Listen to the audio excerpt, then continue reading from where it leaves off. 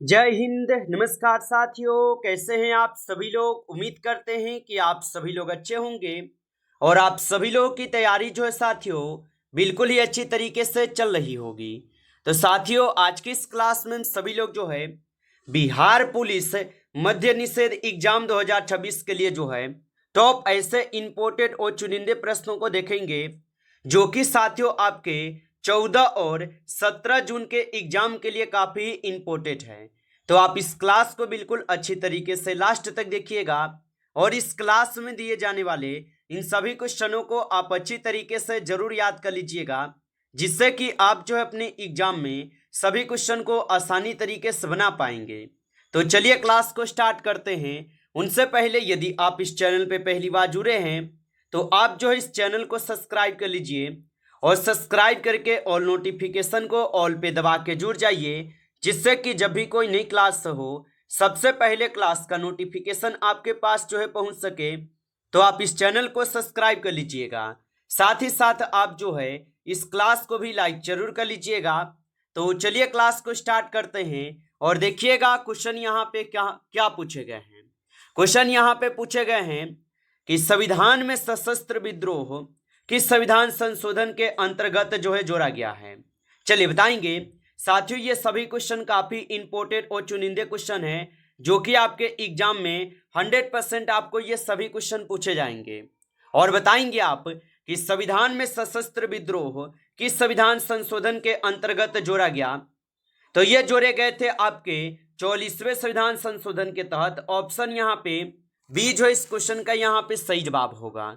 चलिए अगला प्रश्न देखेंगे। यहाँ पे प्रश्न पूछे गए और प्रश्न क्या पूछा है कि राष्ट्रीय आपातकाल के दौरान अनुच्छेद 19 किस अनुच्छेद के तहत निलंबित किया जाता है। चलिए बताएंगे आप कि राष्ट्रीय आपातकाल के दौरान अनुच्छेद 19 किस अनुच्छेद के तहत निलंबित किया जाता है। तो ये किए जाते हैं आपके अनुच्छेद 358 के तहत। ऑप्शन यहाँ पे बी करेंगे सही जवाब। चलिए अगला प्रश्न देखेंगे। प्रश्न यहाँ पे पूछे गए हैं और प्रश्न क्या पूछा है कि राज्य सूची में स्थानीय महत्व के विषय शामिल होते हैं, इनमें से कौन सा राज्य सूची के अंतर्गत जो है आता है। चलिए बताएंगे आप कि राज्य सूची में स्थानीय महत्व के विषय शामिल होते हैं, इनमें से कौन सा यहाँ पे राज्य संघ सूची के अंतर्गत आता है। तो याद रखेंगे यहाँ पे हो जाएंगे सार्वजनिक स्वास्थ्य और स्वच्छता। ऑप्शन ए यहाँ पे सही जवाब होगा। चलिए अगला प्रश्न देखेंगे। यहाँ पे प्रश्न पूछे गए भारत के राष्ट्रपति के संबंध में निम्नलिखित में से कौन सा सत्य नहीं है। चलिए बताएंगे। तो भारत के राष्ट्रपति के संबंध में निम्नलिखित में से कौन सत्य नहीं है। तो यहाँ पे अगर 4th नंबर क्वेश्चन की सही जवाब की बात करें तो ऑप्शन हमारा डी होगा। वह राष्ट्रीय आपातकाल की घोषणा नहीं कर सकते, ये गलत है।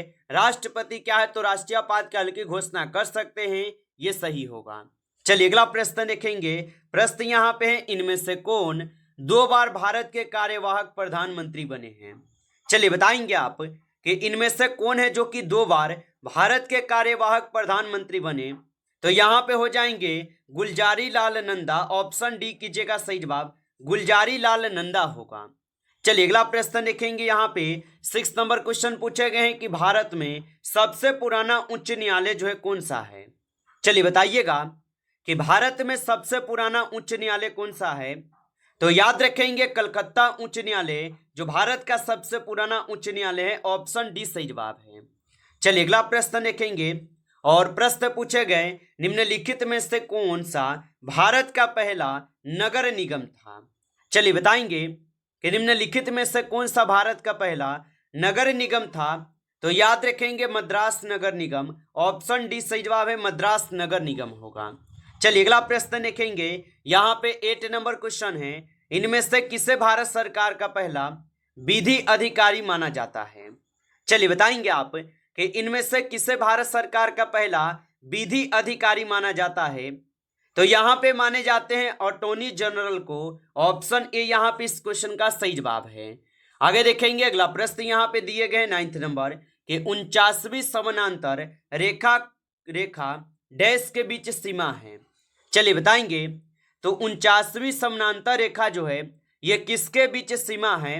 तो आप बताएंगे ये हो जाएंगे यूएसए और कनाडा के बीच सीमा। ऑप्शन सी कीजिएगा सही जवाब। आगे देखिएगा अगला प्रश्न यहाँ पे दिए गए 10th नंबर, और 10th नंबर प्रश्न क्या पूछा है कि आरावली पर्वतमाला भारत के निम्नलिखित में से किस राज्य से होकर नहीं गुजरती है।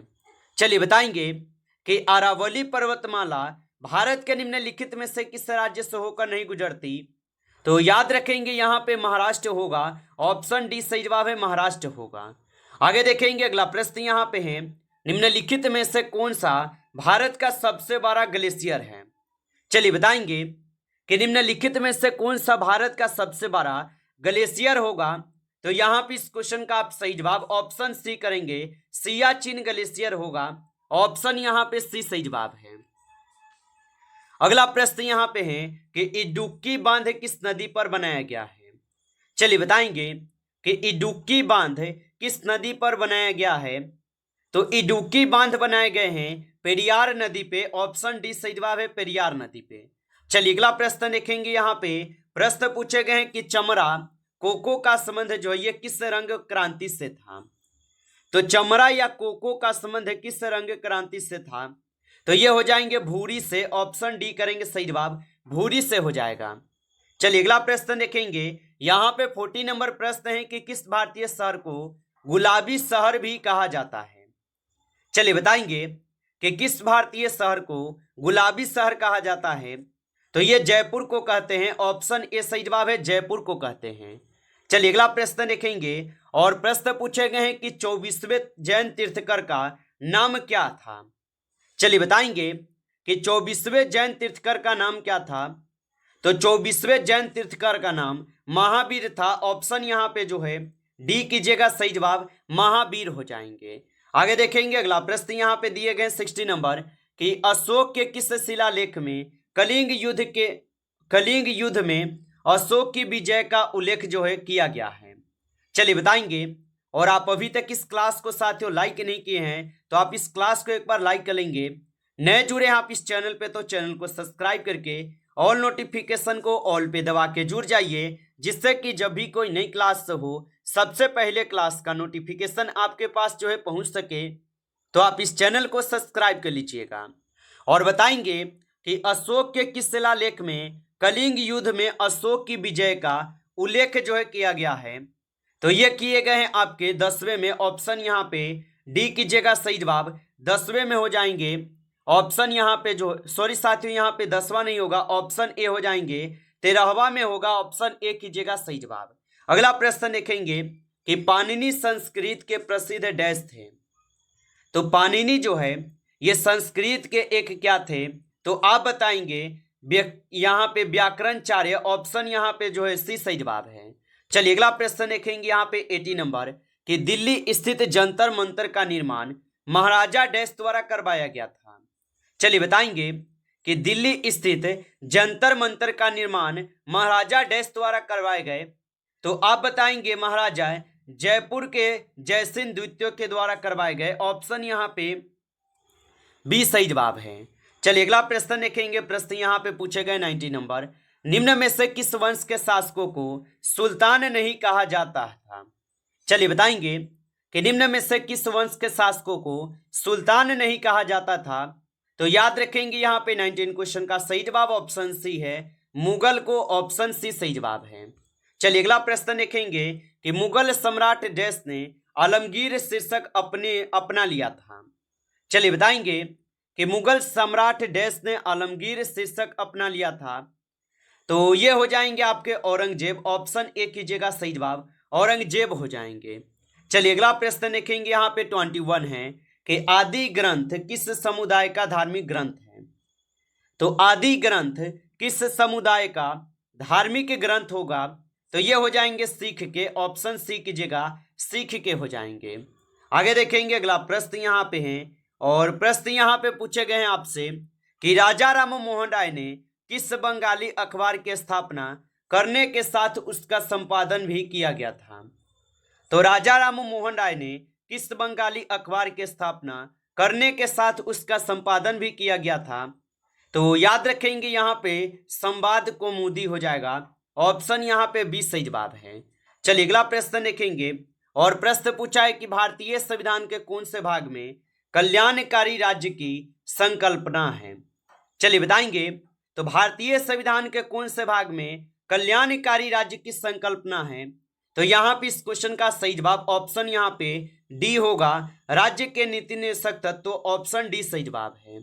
आगे देखेंगे अगला प्रश्न यहाँ पे 24 है कि संविधान सभा के प्रथम अस्थायी अध्यक्ष कौन थे। चलिए बताएंगे, तो संविधान सभा के प्रथम अस्थायी अध्यक्ष कौन थे। तो संविधान सभा के प्रथम अस्थायी अध्यक्ष थे आपके कौन, तो आपका सही जवाब रहेंगे डॉक्टर राजेंद्र प्रसाद, जो संविधान सभा के अस्थायी अध्यक्ष थे। चलिए अगला प्रश्न देखेंगे, प्रश्न यहाँ पे है, भारत की गुटनिरपेक्षता की विदेश नीति जन्मदाता कौन थे।